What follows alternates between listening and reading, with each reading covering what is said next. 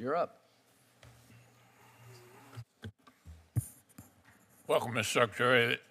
Obviously, there are two ways to prevent war and to maintain America's position in the world: hard power, soft power.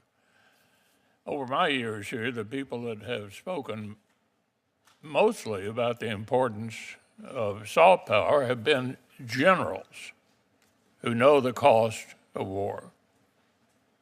So we're talking about saving money, and I'm all for that. Let's take a look at what it costs to have an actual war. 37% of our GDP in World War II spent on defense, 13% in Korea, 9% in Vietnam. The Reagan buildup, about 6% of GDP. It worked.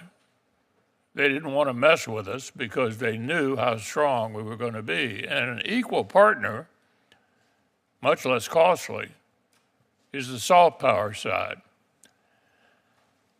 I think, I don't care what you call it or how you reorganize, but the basic functions that soft power provides are extremely important. You get a lot of friends for not much money. And we're being outmaneuvered, as you well know, in country after country after country by the People's Republic of China, who are effectively playing in ways that are more effective than we are. So if you can figure out how to way to reorganize it and call it whatever you will, that role is extremely important.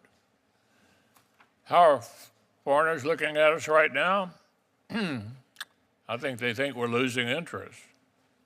The previous administration didn't have a single budget for defense that even kept up with inflation. And unfortunately, because of the continuing resolution this year, it looks like more of the same.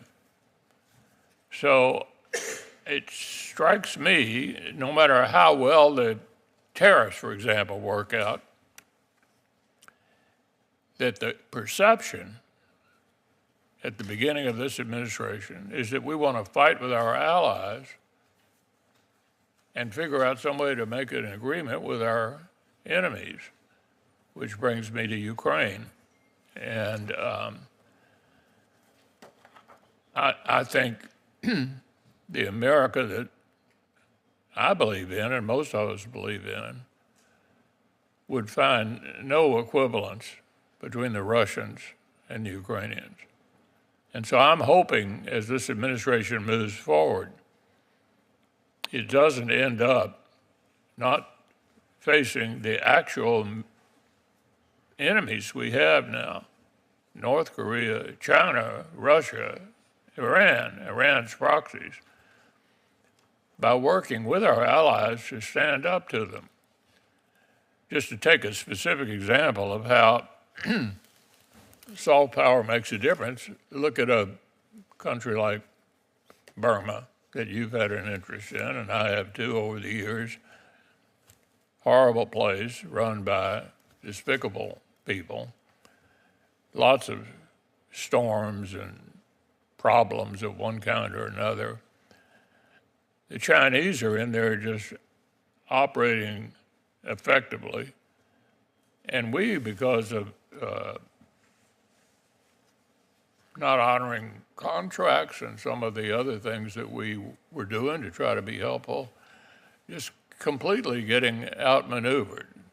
So, having had to endure that, I'd be interested in your observations about what you think about soft power and how important it is to this country's future. Sure. I mean, first of all, I think soft power has the Department of State ultimately is a soft power entity. I mean, it's the Department of Peace. The Department of War is the Department of Defense. Our job is to try to prevent them.